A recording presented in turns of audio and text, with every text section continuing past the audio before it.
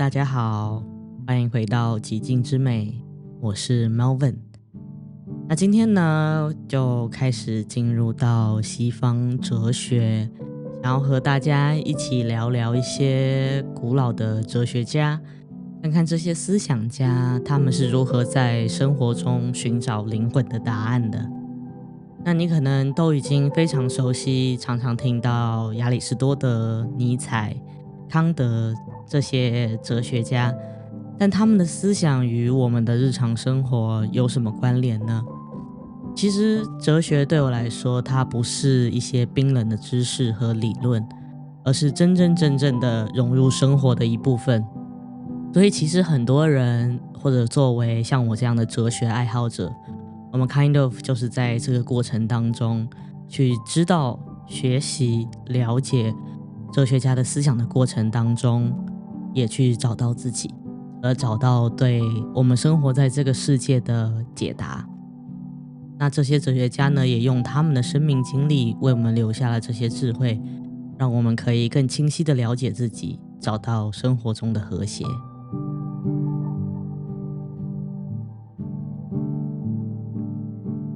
那让我们先从亚里士多德开始。这位古希腊哲学家不仅影响了西方的思想，更像是我们生活的指引者。他提出了一个问题，他问：什么是幸福呢？他认为幸福是所有人追求的目标，但并不是一种快乐或外在的成功，而是通过实现美德来达到的一种内心的平衡与安定。亚里士多德有一句名言叫做美德即幸福之路，他强调实践的智慧，这不是理论上的智慧，而是如何活出有意义生活的智慧。他就建议人们去培养自己的美德，并且在生活中不断的实践，找到所谓的这个中庸之道。也就是说，我们要学会在各种极端之间找到平衡，过一种适合自己有意义的生活。那其实亚里士多德他自己的生活并不是很顺遂，他的老师柏拉图过世以后，他就被迫离开雅典，他自己的生活也是充满了各种各样的挑战。那他在这段期间呢，他去不断的思考人类的幸福与命运，也在他自己的生活中去实践他自己的哲学。那其实他自己作为一个人类本身，就可以告诉我们，其实无论环境多么的动荡，真正的幸福也不完全是去依赖所谓外在的条件，而是一种内在的安稳。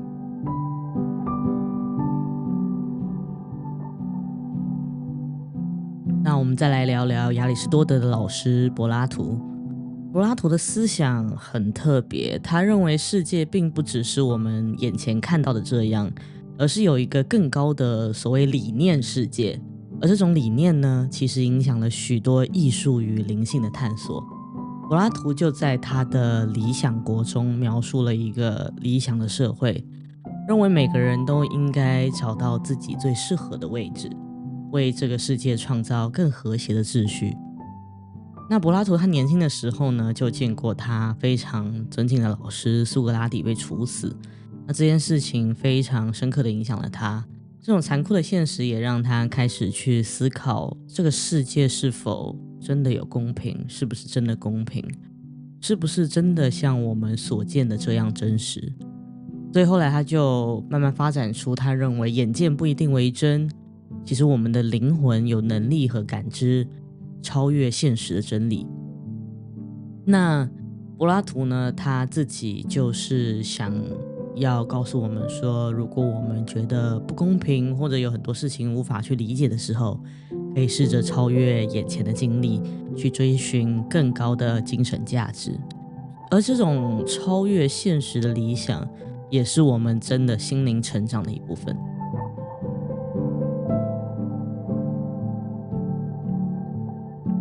那说到内心的安定呢，还同样在古希腊还有一个学派的哲学思想也是非常具有实践价值的，那就是斯多葛主义。这个学派呢的代表人物之一是罗马帝国时期的皇帝叫马可·奥勒留，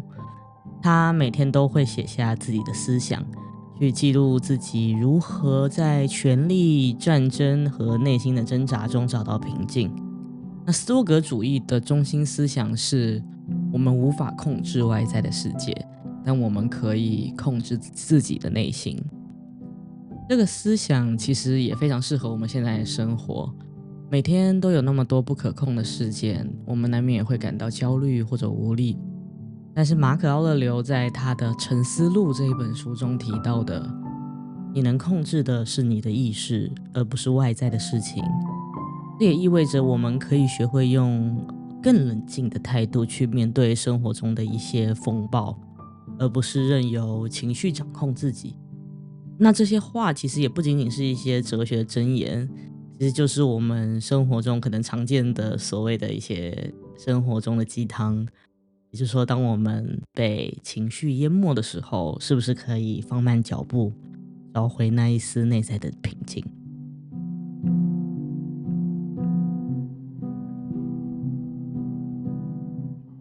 那接下来我们从古希腊时期来到启蒙时期，我们不得不提到康德这一位德国的哲学家，来开启了我们的现代哲学。他有一句话说，什么是我应该做的，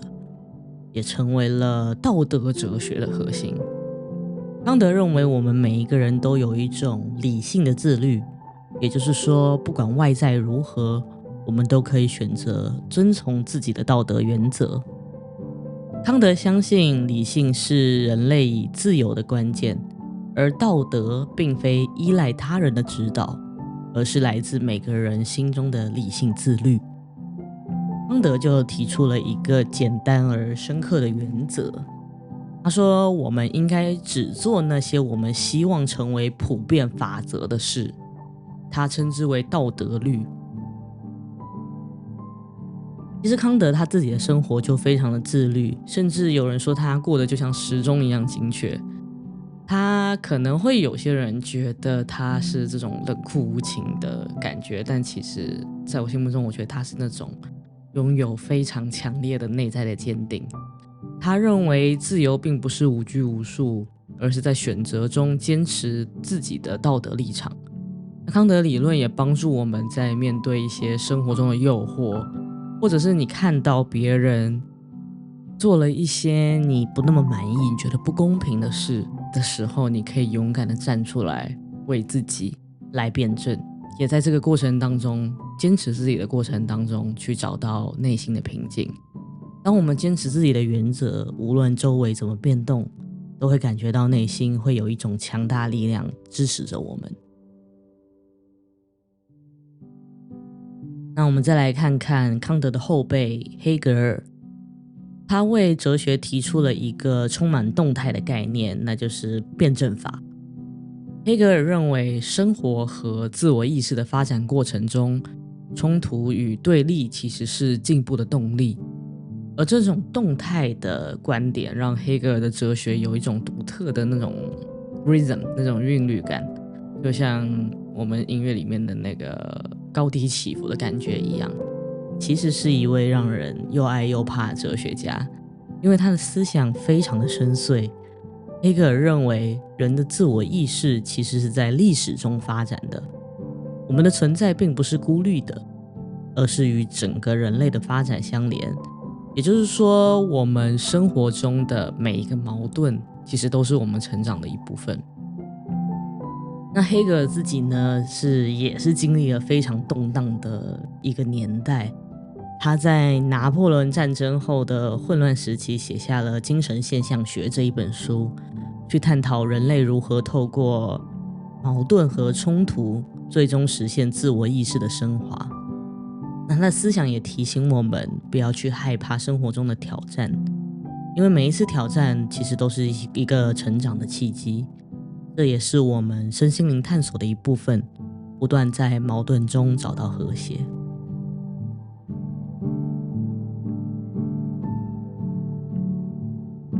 那进入到20世纪以后，我们的话题就慢慢到了心理学。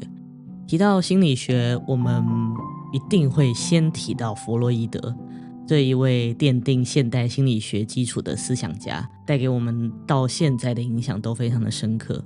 但其实有很多人觉得他的理论不是心理学，因为他不是基于大规模的实验得到的结论，但他还是作为一个开创者开启了心理学的这一门学科。弗洛伊德呢，他自己生活在维也纳，当时的社会对情感和欲望有着诸多的禁忌，那这种压抑的氛围也让他开始思考，为什么人们的行为会这么怪异，为什么一些情感会被压抑到我们的意识之下，形成所谓的潜意识。弗洛伊德就认为我们的行为并不仅仅是理性的，而潜意识才是驱动行为的核心。他提出了潜意识、潜意识和意识的概念，认为我们的大脑中有许多被压抑的情感和渴望。弗洛伊德他自己在他的生活中也有经历过很多内心的矛盾，那这些经历呢，也成为他探索潜意识的动力。对他来说，潜意识中的压抑的情感会让我们无法真正自由，而只有通过不断的分析自己，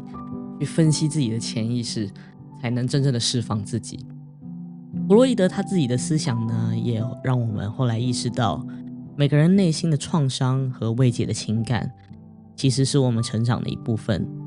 当我们愿意去面对、去了解这些情感的时候，才能获得真正的自由。我们很多行为、情绪其实并不完全是理性的，而是受到那些隐藏在潜意识中的动力影响。他提出的潜意识概念改变了我们看待自我和内心的方式。当我们在日常生活当中，如果莫名其妙的感到压抑或者焦虑的时候，那我们可能可以想想看，或许是我们潜意识的某一个东西没有被满足，某一个欲望没有被了解，我们还没有跟他沟通到，那我们就可以停下来去听听自己内心的声音，我们是不是有一些未曾面对的情绪还在这个时候影响着我们。那真正的自由或许真的是要让我们先去了解自己的内心。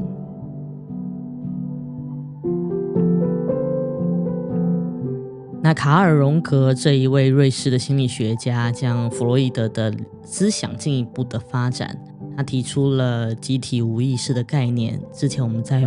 讲到塔罗牌的时候，也有简单的提到过这一位心理学家。他认为我们内心深处与所有的人类是相连的。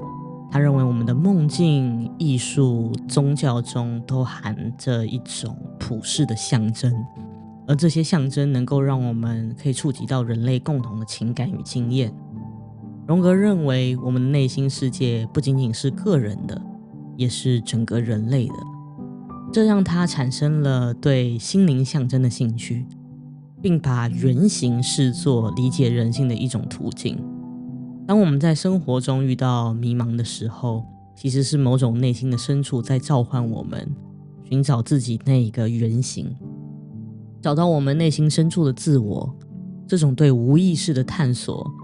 就像是很多我们现在可以看到一种身心灵的旅程，让我们与世界建立更深的连结。那弗洛伊德的同事兼对手阿尔弗雷德·阿德勒，他对人性的看法就比较相反，他更为积极。阿德勒认为人类并非只有被压抑的欲望所驱动，更重要的是一种追求卓越的动力，他称之为自卑情结。也就是说，我们的成长往往是因为自觉不完美，才会努力去改善自己。阿德勒的哲学其实相对于弗洛伊德来说，他会更贴近我们现在的现实生活。他认为我们每个人都在不断的超越自我，追求内心的平静，而这种追求卓越的动力，让我们可以找到自己在世界中的位置。其实更多的只是去勇敢的面对自己此时此刻 present 的那个欲望，去做出你真的觉得最舒服的那个决定，不要过度的去在意别人是怎么想你的。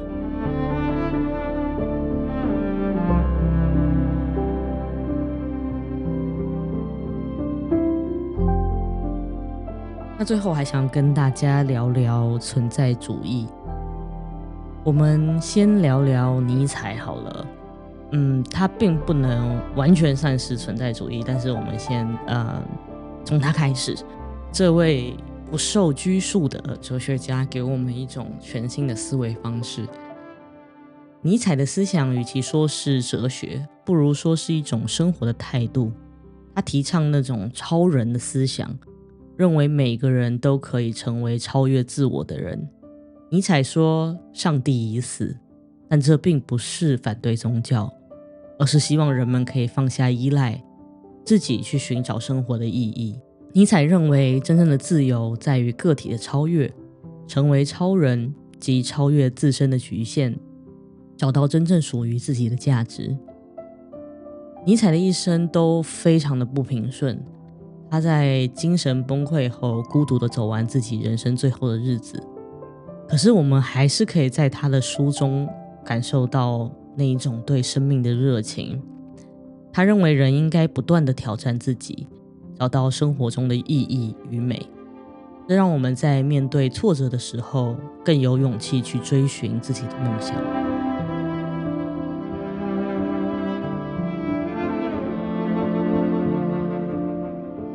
接下来让我们谈谈沙特，他是存在主义的代表人物之一。他认为人是自由的，但自由是有代价的。在他的世界中，自由是一种沉重的责任，因为当我们的自由选择时，我们也要对自己的行为负责。沙特强调存在先于本质，也就是说，我们首先存在于这个世界上，然后才去定义自己是谁。那这里也插一嘴哦，沙特和他的伴侣西蒙波伏娃生活在法国2战后的动荡时期，他们的爱情和哲学理念一起呢，都激励了很多人。那继续我们存在主义的探索，我们可以讲一下沙特的著名思想他人即地狱。沙特说出这句话出自他的剧作《禁闭》。在这部戏剧中，3个角色被永远囚禁在一个房间里，这是沙特对地狱的隐喻。在这部戏里面没有烈火和酷刑，唯一的痛苦是彼此的凝视和评价。沙特认为，当我们在他人面前的时候，就会逐渐被他人对我们的评价所定义，失去自我和自由。这是因为每个人都试图在他人眼中维持自己的一个形象，而这个形象往往会让我们更痛苦、更困惑，甚至在某些时候感到非常的窒息。那这里的他人即地狱，并不是说人际关系是地狱，而是指我们在他人的注视下，不自觉地被固定在某个角色中，而这个角色会剥夺我们的自由。我们无法完全按照自己的意志来行动，反而会被别人的评价和期待所束缚，从而产生一种深刻的孤独和不安。而沙特的这个思想是想要告诉我们，真正的自由只能通过自我接纳来获得，不因外界的眼光而动摇。这也让人不禁去思考，我们每个人都是否曾经因为他人的期望而背离了自己。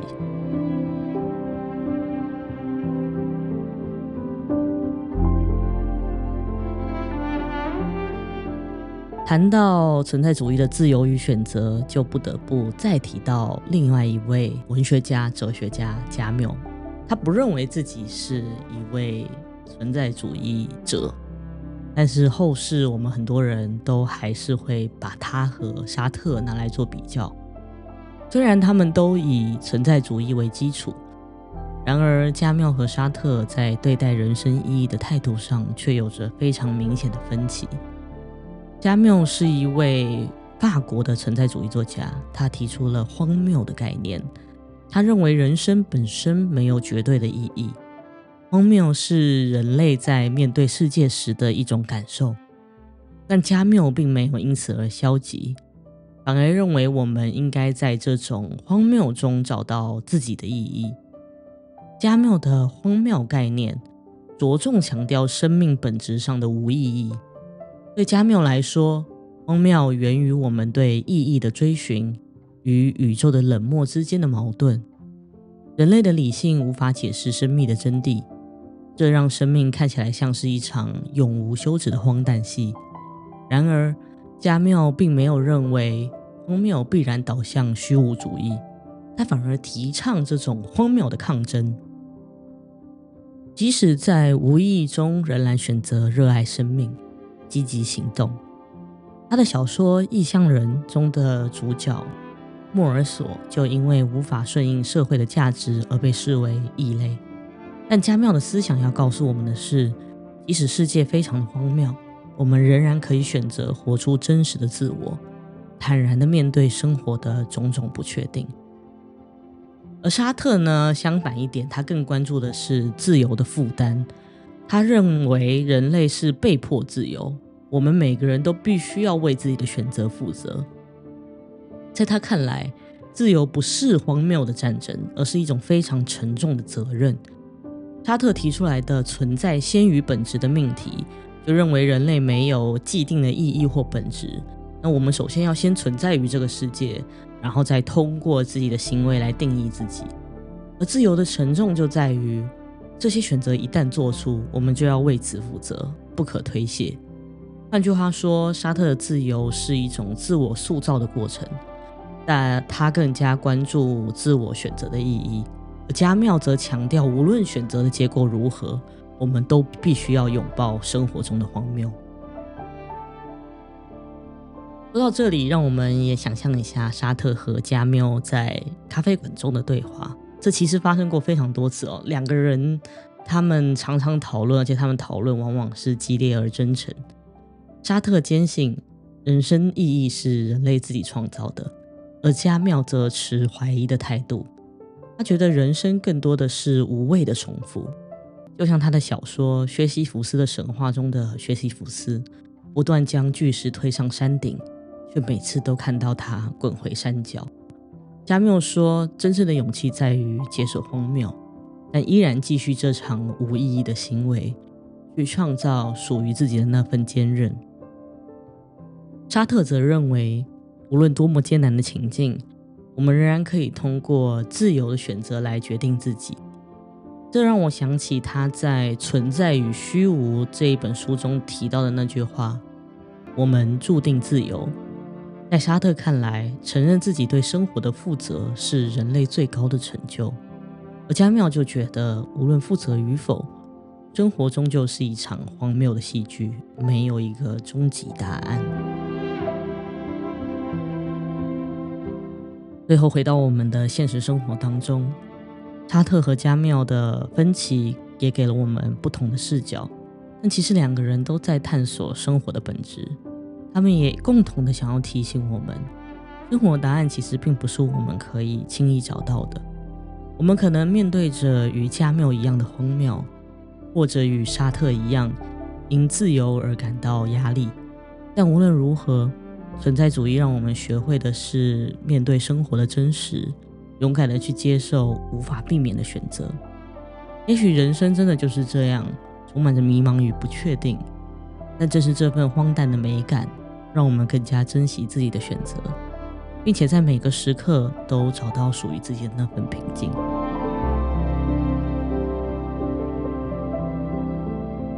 好了，今天这一集非常的长，我们从亚里士多德到加缪一起走过，一起挑选了几位我自己比较感兴趣的哲学家，走了一下这一条西方哲学的长河。其实真的只是这一块大拼图上的一点点而已。每位哲学家都用他们的经历思想，让我们了解到生活的多样性，从幸福的追寻到自我意识的发展，从潜意识的探索到对荒谬的理解，这些思想成为我们心灵成长的指南。哲学家们的故事也在告诉我们，每个人都在寻找自己的答案，而这些答案不在外界，而在我们的内心深处。那未来可能还是会做更多和哲学有关的话题。那如果你对这个主题感兴趣，也喜欢这一集的频道的话，麻烦大家还是帮我一个忙，订阅这个频道。我未来会继续分享更多的生活哲学与美学的思考，那也欢迎在留言区分享你的看法，或者你有什么对这一集里面更感兴趣的话题，或者是不在这一期节目里面其他更感兴趣的话题，也可以欢迎告诉我，我们可以一起探索生活中的智慧。那就谢谢大家啦，我们下一期再见，拜拜。